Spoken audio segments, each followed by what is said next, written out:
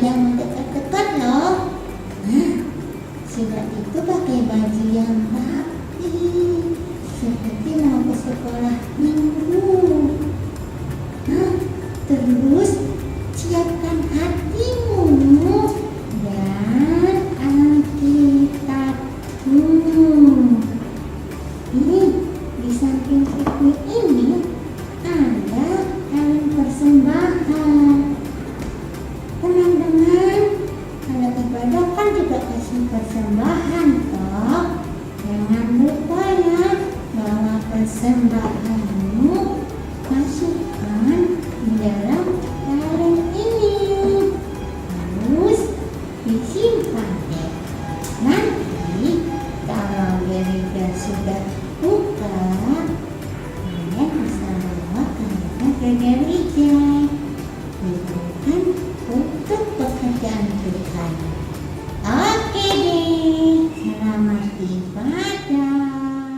Adik-adik, selamat pagi. Kita bersyukur kepada Tuhan karena hari ini kita boleh ketemu kembali, datang untuk memuji Tuhan, dan terutama kita mau mendengarkan firman Tuhan. Nah, adik-adik yang ada di rumah saat ini, mari semuanya ayo berdiri. Loso tahu pasti ada yang lagi duduk-duduk, pasti ada yang lagi malas-malasan kan? Ayo sekarang berdiri yuk sama-sama. Nah, seperti biasanya, Loso mau ajak kita semua bergerak sedikit. Kalau Loso tanya apa kabarnya, jawabnya bagaimana?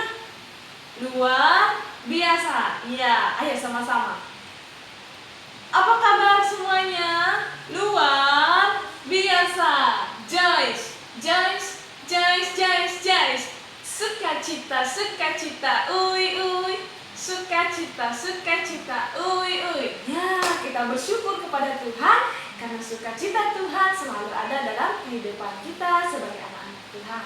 Nah, adik-adik, sebelum kita memulai persekutuan kita pagi hari ini, mari kita sama-sama nyanyi satu pujian sebagai ungkapan syukur kita kepada Tuhan, yaitu selamat pagi Tuhan, kuucap terima kasih.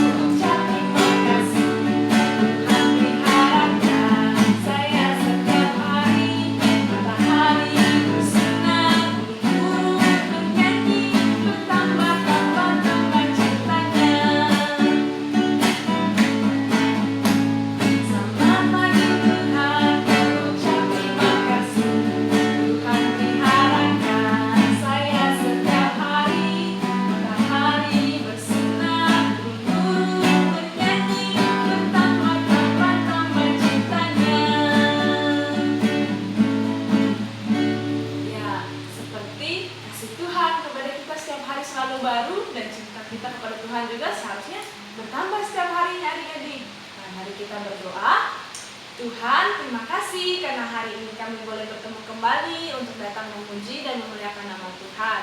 Bapa, pimpin ibadah kami dari awal, tengah, hingga akhir dengan baik. Itu semua karena anugerah dan penyertaan Tuhan. Dalam nama Yesus kami berdoa, haleluya, amin. Nah, adik-adik jangan dulu duduk ya. Nanti kalau pas cerita firman Tuhan, baru boleh duduk. Masa mau ajak kita nyanyi lagi.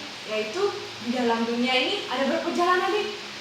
Ada 2 jalan, yaitu yang lebar dan yang sempit. Nah, sama-sama kita akan nyanyi. Di dalam dunia ini ada 2 jalan. Ikutin gerakannya Lause ya.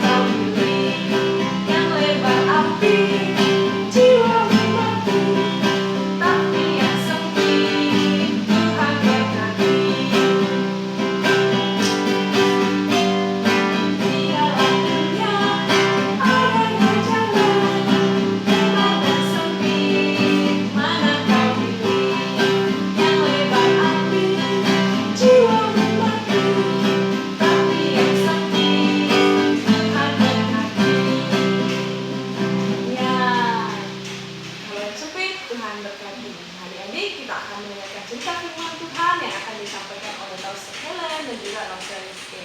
Ada Rosa Miller, juga Rosa Rizky, saya persilakan. Selamat pagi adik-adik. Ya, saat ini kita akan mendengarkan cerita firman Tuhan. Namun sebelum itu kita akan berdoa. Ayo duduk yang manis, lipat tangan, tinggalkan segala kesibukan yang ada karena kita mau mendengarkan cerita firman Tuhan. Mari kita berdoa.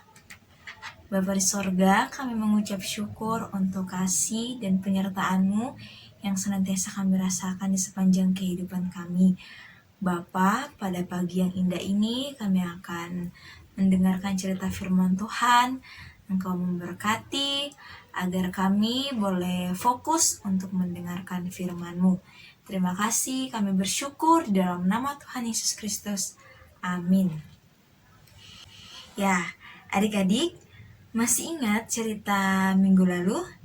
Ya, pada minggu lalu kita belajar bahwa Allah menuliskan 10 perintah di atas 2 loh batu dan memberikannya kepada Musa ketika Musa berada di Gunung Sinai.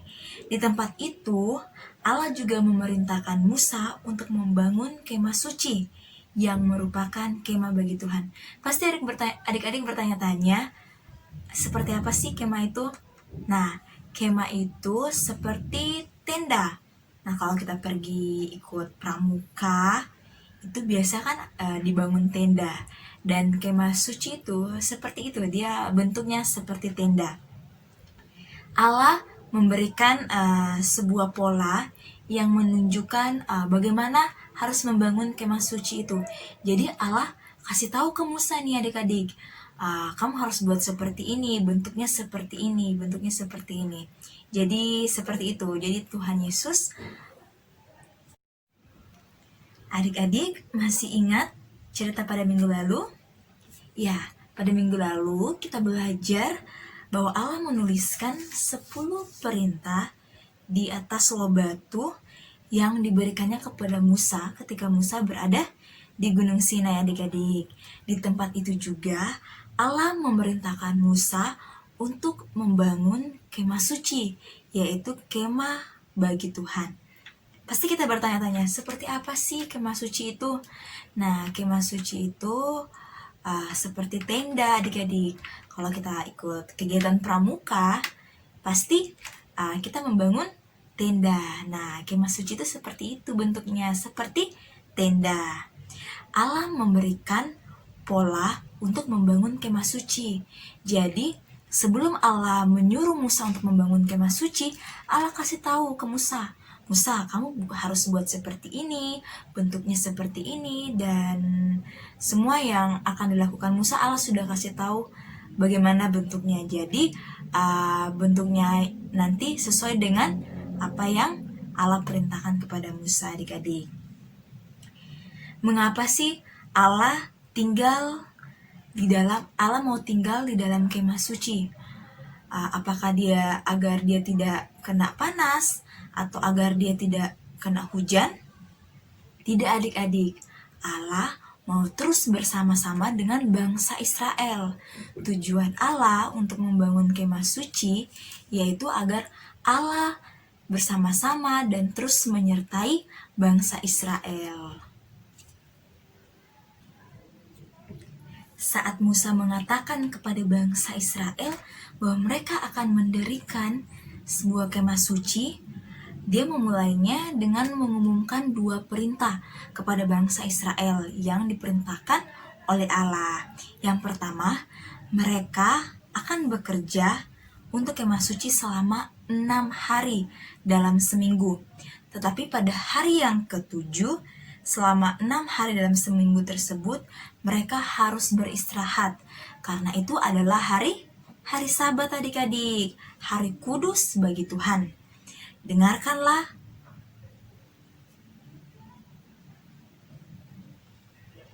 Siapapun yang bekerja pada hari Sabat haruslah dihukum mati.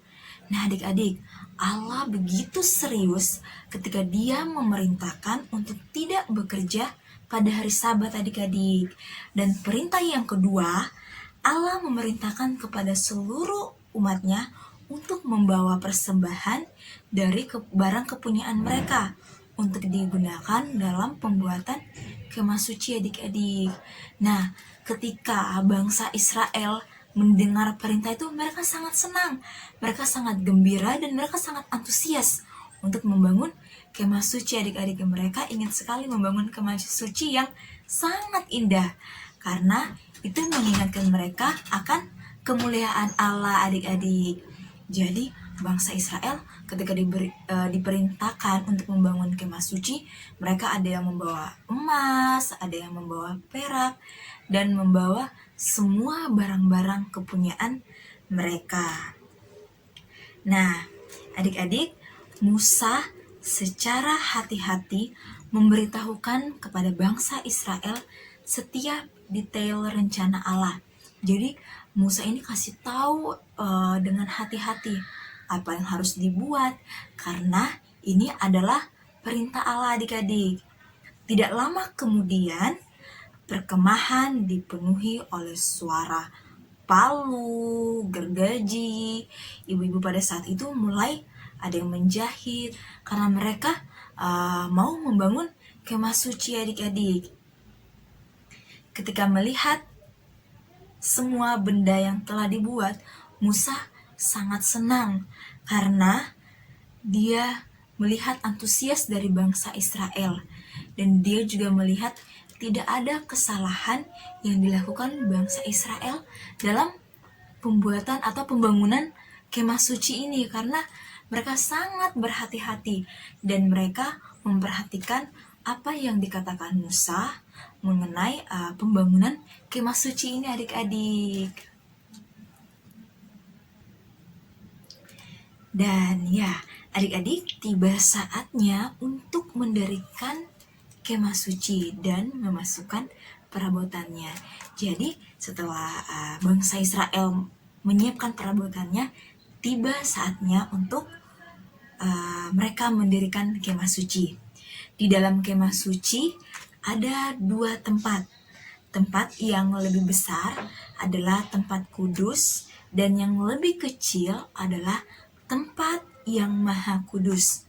Keduanya ini dipisahkan oleh tirai yang tebal adik-adik.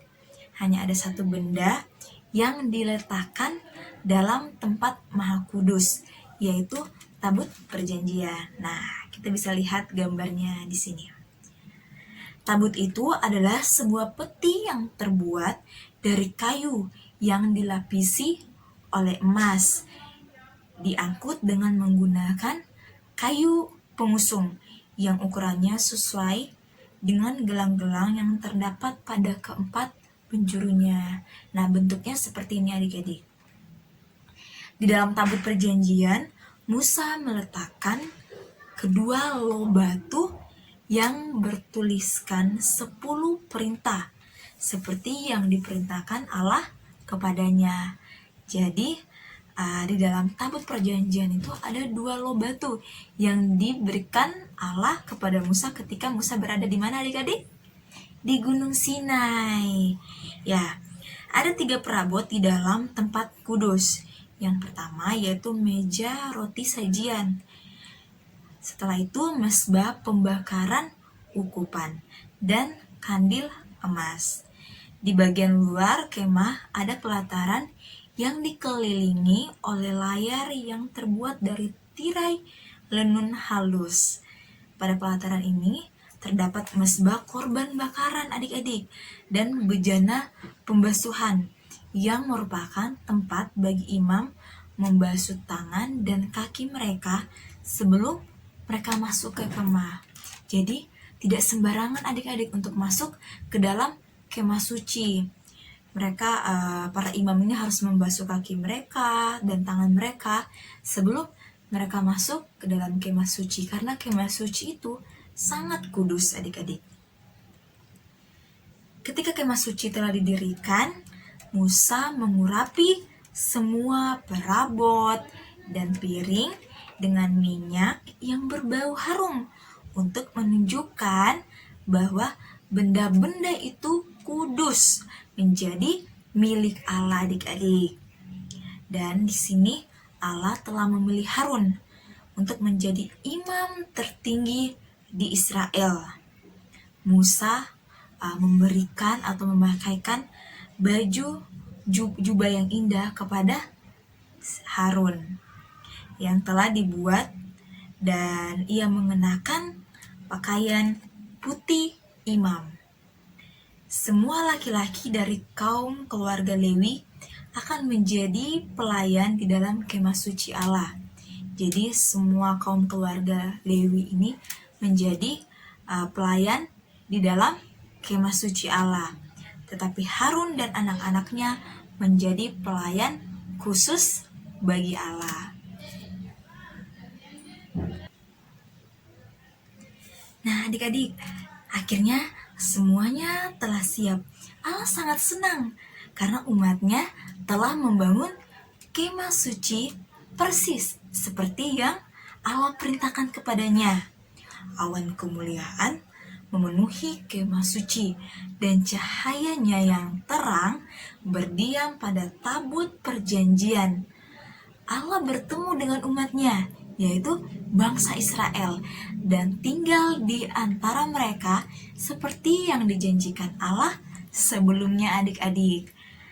Nah, tersisa satu masalah. Umat Allah masih berdosa, sedangkan Allah kudus. Bagaimana orang berdosa datang menghadap kepada Allah yang kudus, adik-adik? Allah memberi mereka jalan keluar ketika Dia merancang pelataran kemah suci. Ketika umat Allah ingin bertemu dengan Allah, mereka harus membawa anak domba bersama dengan mereka. Ketika mereka memasuki tirai pada gerbang pelataran, benda pertama yang mereka lihat adalah mezbah tempat mereka mempersembahkan korban kepada Allah, adik-adik. Penyembah akan meletakkan tangannya di atas kepala domba dan mengakui dosa-dosanya.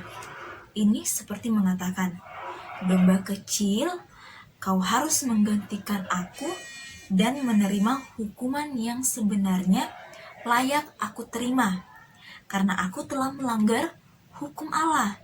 Aku tidak dapat datang ke hadiratnya hingga dosa-dosaku ditutupi. Kemudian domba itu akan dibunuh dan Harun akan menyiramkan darahnya di mezbah, adik-adik. Ini tidak terjadi hanya sekali saja, tetapi setiap kali seseorang datang ke kemah suci untuk menyembah Allah, dia harus membawa seekor anak domba dan dikorbankan bagi dosa-dosanya. Bayangkan, adik-adik, ini bukan hanya dilakukan satu kali saja, tetapi setiap kita datang ke kemah suci, kita harus membawa anak domba. Anak domba ini sebagai tebusan untuk dosa-dosa kita. Kita harus mengakui dosa-dosa kita dan kita harus membawa anak domba itu. Jadi kalau kita mau ke kemah suci dalam satu hari itu 5 kali, berarti kita harus membawa anak domba itu ya 5 kali. Dan itu dilakukan secara terus-menerus ketika kita mau datang ke kemah suci, adik-adik. Mungkin beberapa orang Israel bertanya-tanya, bagaimana seekor binatang bisa menggantikan tempat kami? Alkitab mengatakan kepada kita bahwa anak domba merupakan gambaran dari anak Allah yang pada suatu hari akan datang ke dunia menjadi korban yang sejati, yang mati menggantikan umatnya. Mereka tidak perlu mengorbankan binatang lagi, karena Yesus akan mengambil hukuman atas semua dosa umat Allah, adik-adik. Nah, adik-adik, kita tidak mempersembahkan binatang untuk membayar harga dosa-dosa kita, karena Yesus telah menanggung hukuman kita. Jadi, anak Allah yang sejati, yang dikaruniakan oleh Allah kepada kita semua, kepada kita yang berdosa, kepada Lause, kepada adik-adik yang berdosa,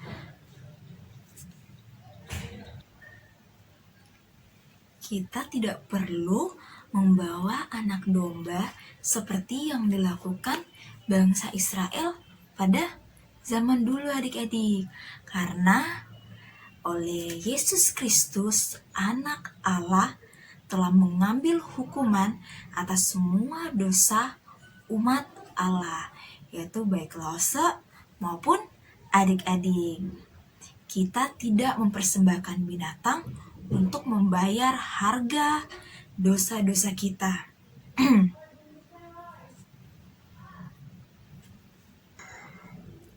Jalan satu-satunya seseorang dapat datang kepada Allah adalah dengan mengasihi dan mempercayai Yesus sebagai Tuhan dan Juru Selamat kita semua.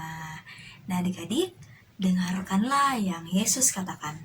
Mari kita buka dalam Yohanes pasal 14 ayat yang ke-6. Yohanes pasal 14 ayat yang ke-6.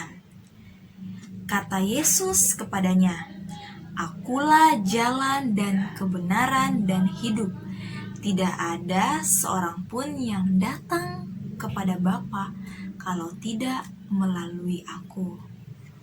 Wah, adik-adik, tidakkah kalian senang bahwa Allah telah merencanakan jalan bagi anak-anaknya supaya datang kepada Dia?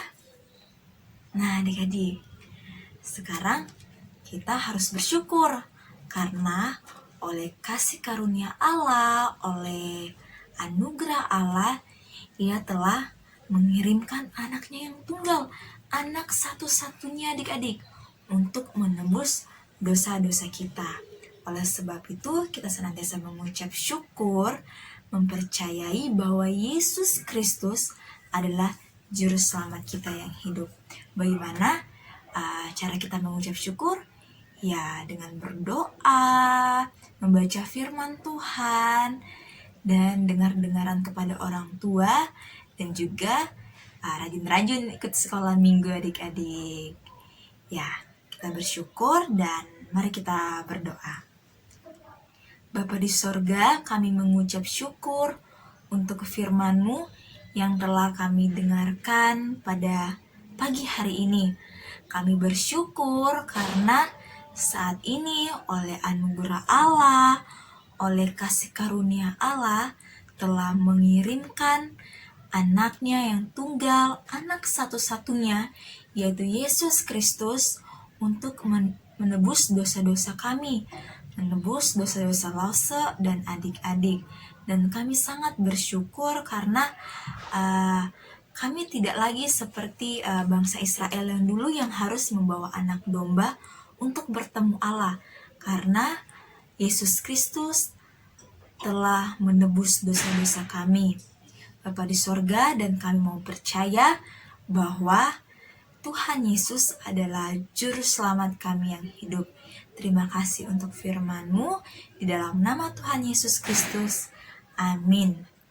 Nah adik-adik, ini adalah ayat hafalan kita pada minggu ini.